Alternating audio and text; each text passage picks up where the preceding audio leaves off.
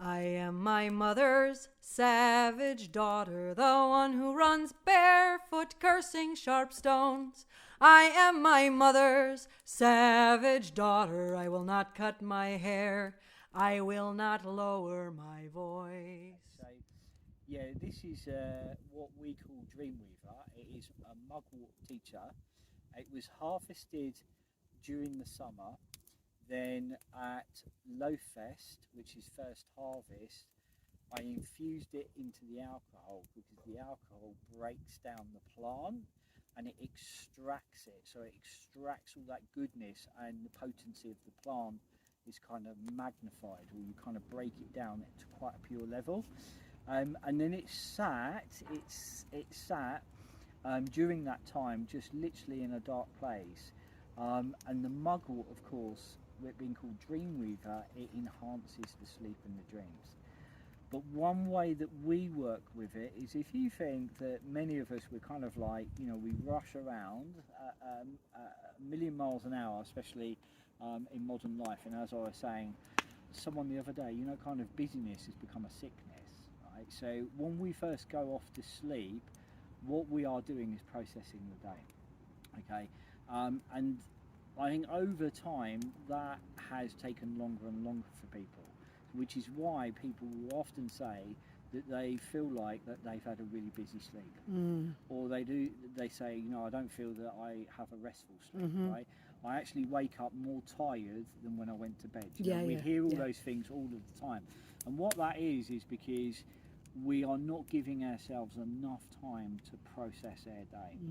One way that I was taught from Spirit, my beautiful guides, is that when we sit down in the evening, is one way to work with that, is absolutely really place the intention of rest and digest, because that's what we need to do. We need to rest, digest and integrate, and one way we can do that is working with our core.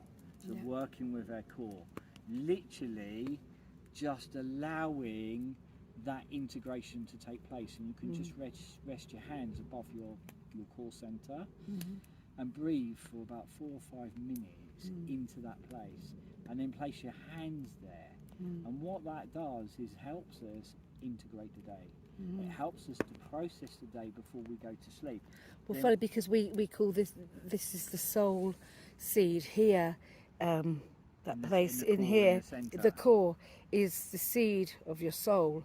And so what I do personally, and what I was taught with the shamans, was to, when I want to connect with soul, is to consciously put my thoughts, my energy here to that space, and and to just hold it and know that this is your soul seed, the seed of your soul.